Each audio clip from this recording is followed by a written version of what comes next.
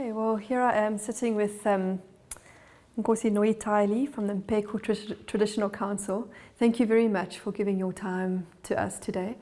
Nkosi, can I ask you just to say a little bit about yourself? What is your name, about your community, and how did you come into this position that you're currently holding? Okay, thank you. My name is Brenda, Phindiwe, Mtirara, and according to the traditional leadership, it's no Italy. Got married on 4th of January 1986, but unfortunately my husband passed away in 1989. And then I had to do some other works, but in 2002, I started to get involved in the traditional leadership. But it was not easy to take the throne. So we had to take the road to the court with the younger brother of my husband. And then we did go to the court for the first time, but I did won. And then they did an appeal. For the second time, I did won that appeal again, but they ended up in the Constitutional Court in Bloemfontein. But I also won there. So I started to be on throne on the year in September 2006. It was not an easy thing to be there, but on the other side, with God's grace and also my ancestors, but I did manage. But it's not a thing to be a woman and be a traditional leader. Thank you. I can imagine it was very challenging. And are you holding the position for your son, or are you fully in your own rights the traditional leader? The judgment came in a twofold way.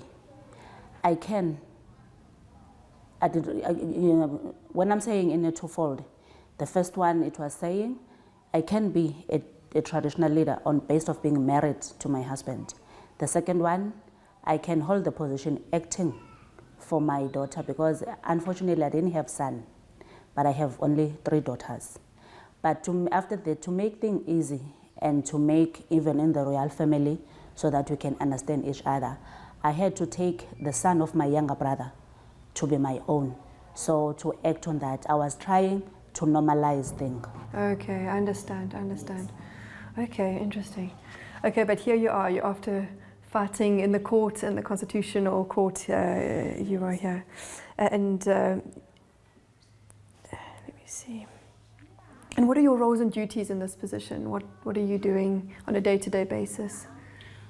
Yes, on the day-to-day basis, what I'm supposed to do, let's say for instance, those people that come to the home having problems, like maybe they don't get their identity documents, the others they give birth at home, childbearing at home, the others they need something to be confirmed.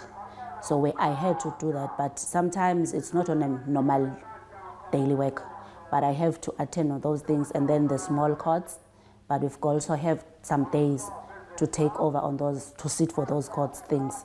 So on the other side, maybe I have to attend some workshops where we're being capacitated. So when you talk about the small courts, do you mean the traditional courts? Yes, the traditional courts. Okay. Can you tell us a little bit about how the traditional courts? The traditional courts, it's where we get maybe involved, maybe there's instability in the location, or 2 families are fighting, they got disputes. So we have to try and resolve that dispute with no need to go to courts, because we understand that in courts there's the long queues and what. But if think that it's easier for us to resolve that, we try to do that. But we don't stop if a person wanted to go further on higher courts. It's then, if then they did go there, us on our side is to give the report, how did we resolve this, and then we can see it from there. But we don't take, let's say maybe just like rapes, we don't even try to resolve that. It's just that they are reporting, and then that we do reporting to the police station, and then it goes its way to the court. And even if someone is being killed, we don't sit for those cases. We only resolve those amongst us. Even a stock theft, maybe it's not large number, but even on stock theft, we have to report to the police station for all those things. So there's some things you have to report to the police, and some things you can resolve. Yes. And how does the traditional court function? Is it yourself, and who else is presiding? For instance, the structure that we have, under me, there's a headman. So it's the one who sits down there at home and resolving those issues. He's got his committee, the chairperson, the secretary, even the members of the committee. So they resolve those things. And then if that person is not happy about the how they handle, so it's then he has to come to the upper structure, which is the upper structure is the Mpego Traditional Council, where I'm here. It's me and the chairperson, and I've got 3 other headmen that I'm working with, and then with the secretary. Okay. And then also we invite some communities to listen. Okay, that makes sense, thank you. So I'm going to ask you about different issues that people bring to you. So the first one I want to ask is, do men and women come to you when they face financial challenges? Yes, they do.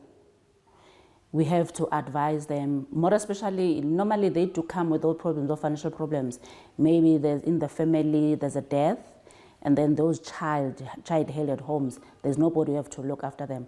And then it's where we have to intervene and go to the social worker so that something must be done to be arranged, and then it goes like that. So you might work with the social worker? Yes, we do work with the social workers. We do work with the police station. We also work with Department of Education. Okay. And also health sometimes for the awarenesses. Just like I think from next week there's a training that is going to start to train our youth, communities, those that have grade 11 and grade 12, but they've got nothing to do now. So there's a training that is going to be run by Department of Health on the cases of TB and HIV, and the other one is for PrEP. That treatment you take even if you first started, if you are negative, and then you must use those PrEP pills. Okay, so you work with them. And if someone is coming to you with financial challenges or other challenges, how do they go about it? Do they phone you up? Do they speak to their head person? What is the procedure? They normally go to my place. So there's somebody who's staying there, and then there's a book I formed so that those people that are staying at home must not remember, they mustn't forget, that there was a person who did came. So they're making up, sometimes then there's no need even to make an appointment, but just to check that I'm available on that day. Yeah. So they normally come, and then we had to sit down. Sometimes we know our people that are so shy, and mostly women's. There are things that they cannot be feeling free. If you are mixed, maybe we've got also the males in the meeting. So it's better if you sit them on eye, and then we talk, and then we advise. Okay, so sometimes you see women one-on-one. Yes. To help, okay. Because if somebody is coming to you, you cannot invite somebody else to listen to what she is going to say. You first listen to yourself, and then you talk to her, saying that I might call somebody so that I can get an advice. Would you say that more men come to you for help, or more women? Both. They do come. Okay, so it's men and women. And do people come to you when they have marital disputes? Yes, they do. Can you tell me more, or any examples that you've experienced? Yeah, they do, but it's not frequent. They can maybe it's the mismanagement of money. Maybe the man, it's not keeping well. Sometimes it can be a gender-based violence. So we had to talk that, but if I can say that it's over my power, so I had to call the social workers to intervene on that. Okay. And are the social workers quite responsive? Yes, they are quite responsive. Okay. I cannot lie on that. They'll come here, or you take people that... They have to go. Maybe sometimes they normally come, but if it's an emergency, they have to go to town. Okay. But it was better for them, for services to come. But sometimes, on the other side, there's an urgent thing. So you don't have to wait for them. Sometimes because of the transport things, maybe the department doesn't have the transport at that moment. But that person can just go to town and go to the offices. Okay. Okay, so have you had people come to you with intimate partner violence, so violence within the home? Yes, they do, but you must be very skillful, because sometimes they don't want to. It's not easy for them to be open. So you had to try all sorts of things so that you can get them to understand, or the other party to speak freely.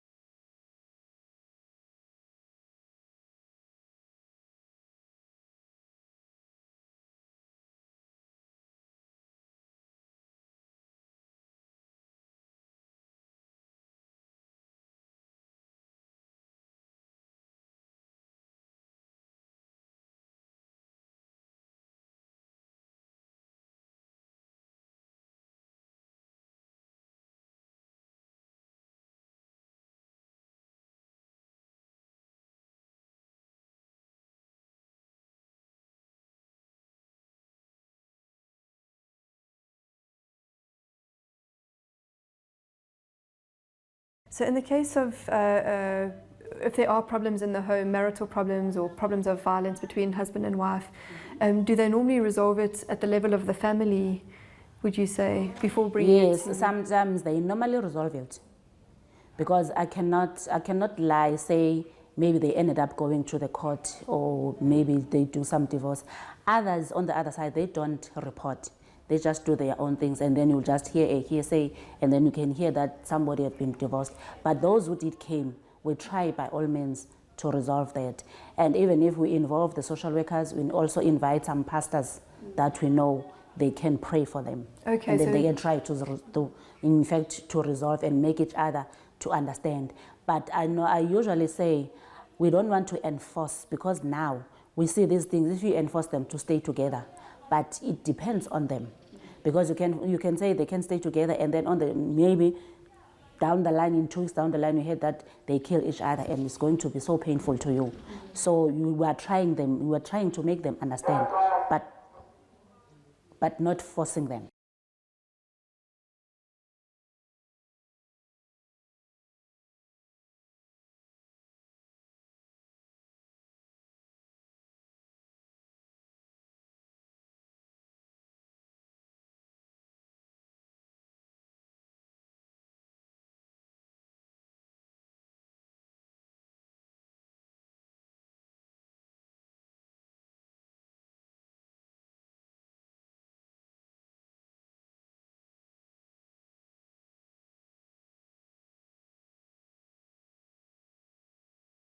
Oh yeah, if people cannot get divorced.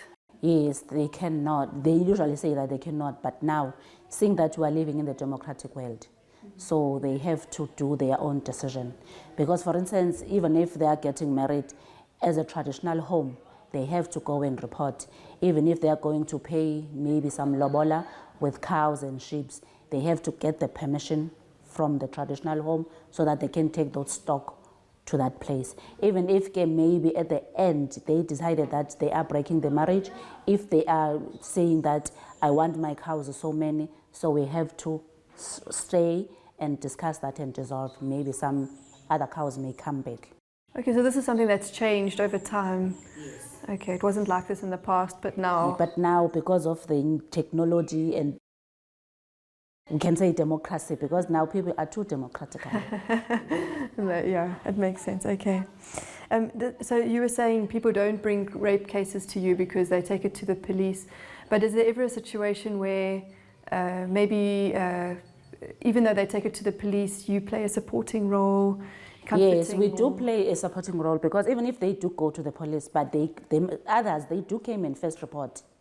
So I had to try and help them and maybe call the police so that the police can come and take the statement. Then it's the involving of the social workers, so that it can, even that person, or it's a child or it's an adult, so there can be at least something must be done for them. Do you ever work with other organizations or NGOs in Mtirara? Yes, in Mtirara, sometimes maybe the NGOs like Love Life, they do come, maybe do some awarenesses. And the other one, it's TB, HIV, but I just forget the name now. But they normally do, and they normally came, and then we do those awarenesses, and then some short courses, and then even if there maybe contact numbers, if there's something that they need to report. Have you ever worked with Tutuzela at the Mtirara Hospital? Not yet. And Timber Development? Yes, Timber Development, yes. Yes, that's the name that I've forgotten. Okay. It's the one that we normally worked with.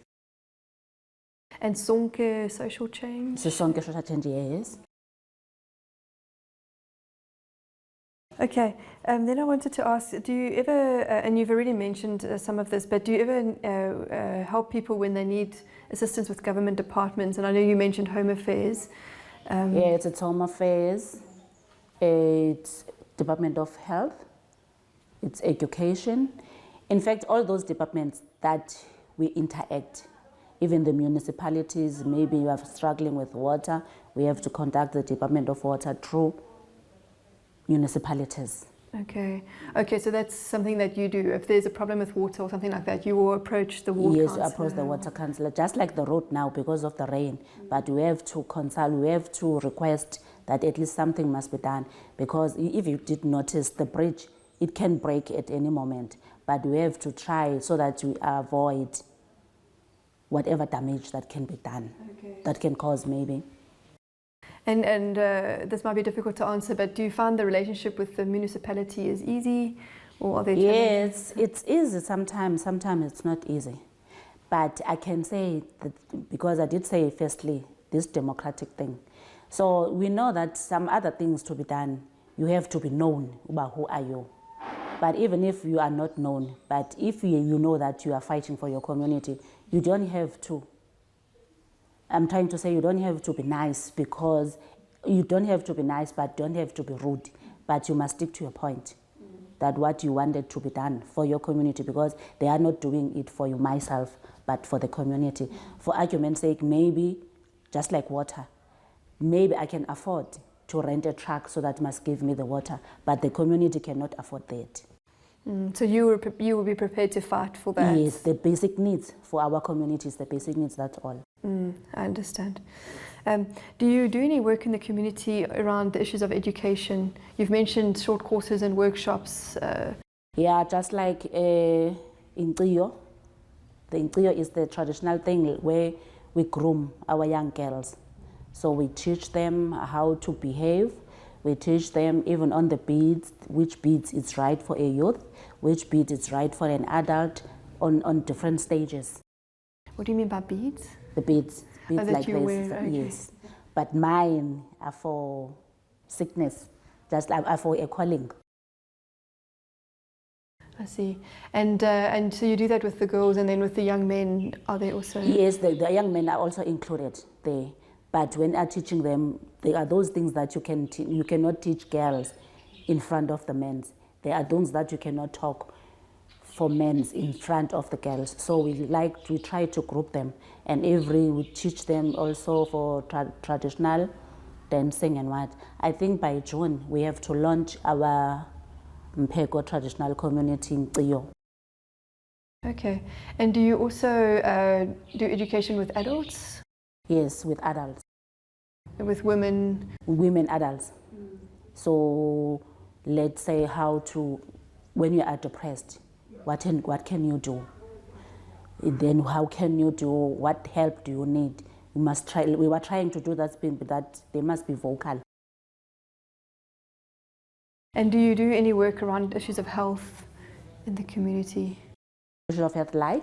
Like around COVID-19, was there any role that you played during that time? Yes, we did. We have a role because, for instance, at my place, we do have masks, we do have sanitizers, so you can see those people that you can supply them, but we do get from the department, our cocktail department, so you can supply. We know our people, we know how we are different, so we're try to do all things. Even if we were having funerals, we were trying to control the numbers, as we said, by the regulations. So to control everything, because at the end of the day, when there's an outbreak, it's going to be asked, where were you? So you must educate it, even if you know that it's hard for them. We don't lie. Our people, sometimes they are so stubborn. So you have to have a way how to deal with them. Okay, and then was your community very affected by COVID-19? Not really. Those that came, sometimes she was in Joburg or in Cape Town or Port Elizabeth, and then he had to be buried here. But what we did on those days when buried, it was just straight from the mortuary and then straight to the grave. Okay. Even the family, they don't have to open those things to see, but just like that. And then the service, they will do later, but only 2 hours as the regulations. Okay. And in terms of the vaccination for COVID-19? The vaccination, we do our vaccination at clinics. Okay, and people are accepting, or? It was hard. They do accept it, but it was hard. And the challenge that we came across with, more especially those that use Pfizer, it will take 1 dose and then the second one vanished. Understand. So to have the follow-up is difficult. Yes. Okay. Okay, I'm going to change direction a little bit. We're almost at the end of the questions. So I wanted to ask, during election time, with local elections or national elections, is there any role that you play as a traditional leader? The role that I played as a traditional leader, they normally say, we as traditional leaders, you don't have to expose yourself that which party are you in. But what you do, you just advise people that they must go and register, because it is important to register, even if they didn't go for voting, but to be registered. Because at the end of the day, if they didn't go to register, that is why normally maybe for services, they will always say there's some shortages, because maybe, let's say for example, if in Mpego we are having 1,000 households, maybe at the end it's only 500. When they allocate budget, they will allocate for the 500, not knowing that there's other one. So that is why we normally talk to our people, you must go and register. And your vote, it's your decision. And we as a traditional, we are not allowed to say you must vote which party. It depends on them. Even if I know which party, I know it's my secret. But I can't stand there and say you must vote this party. And as a great place, we are not allowed to be choosy. If they come and asking for a slot, whatever party it is, you have to give them a chance. Okay, so you don't have to deny because you are saying that I go with this other one. They must go and talk to the people themselves. So the parties approach you to speak in the area? Yes, they have to come and approach and then make a date so that they can have to talk to the people. So I cannot say, no, I cannot give you because you don't belong to this party. No, it's their decision. Okay, it makes sense. So I wanted to ask, would you say, I'm trying to remember, you said you started in your position in 2006.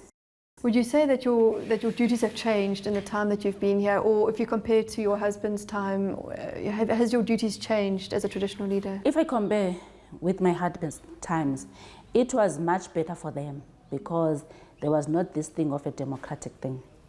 So they stick to the customary laws. But now, as things are changing, because there's this customary law versus the democracy, sometimes you can judge a person and then they say, according to the constitution, you are not supposed to do that. That is why we have to consult some other times, and that is why we have to attend some workshops so that they can make us understand what now, because now we're living on time changing. So you have to have both in consideration. Yes. All the time. So all the time you must be very alert and careful.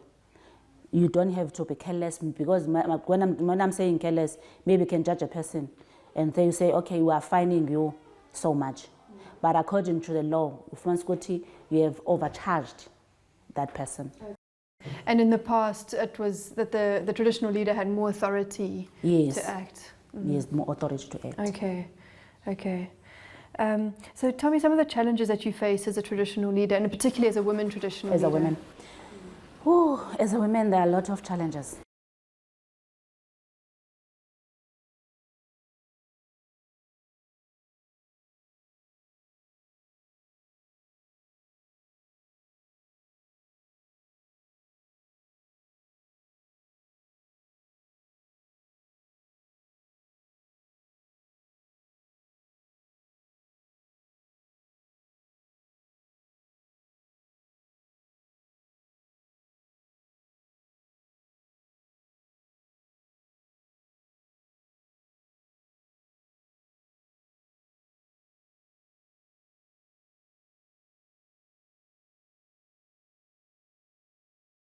So as a woman traditional leader, what challenges do you face? The most challenge that we face as women is to be undermined, because more especially the men, they are so stubborn to understand. They will even say, we cannot be told by the woman. But we try by all means to make them understand, but the things, they have not changed. The only person who's changed is the person who's leading. But the laws and customary laws are still the same. Sometimes we are being threatened, but you say, if we are being threatened, I don't mind. If I can die, if I die what I know that I'm dying for, it's not a problem. And what is it? I mean, what is it you're dying for? What is it that led you to fight for this position? Yes, ready to fight for the position, even to do things. Others, they will say, I cannot be charged by a woman. It was unfair. Or maybe I think what can I say about the men? The thing that I'm saying to undermine as women, that we cannot maybe make the community fail. But from 2006 up to now, yes, there's upside downs, but now at least it's normal. But what is it that led you to believe that you need to be in this position? You've talked about a calling. Yes, besides calling, by profession I was a nurse. I was a sister. But when things they didn't go right at home, so they started calling me to come back, even the community, because my younger brother was a person who was using, most of the time is always drunk, and the things they didn't get right. So I had to. So when I came back and saying that, okay, I'm here now, they started saying that, no, we cannot be ruled by a woman, and it's then I said, I cannot resign. And then at the last minute you said, I cannot do that. So that is why we had to take the road court there. That is why we have to end up going to court. So you felt that you needed to be here to take care of the community? Yes, because on the other side, I was having a fear of my kids when they get older. They will say I neglected their father's position. Okay, I understand. Okay. And what other challenges do you face as a traditional leader in general, apart from being a woman? What are the traditional leaders, what challenges? Yeah, the challenges that we get, maybe the department sometimes is not working hand in hand with us, more especially our department, traditional affairs. And then we also have the problem of resources.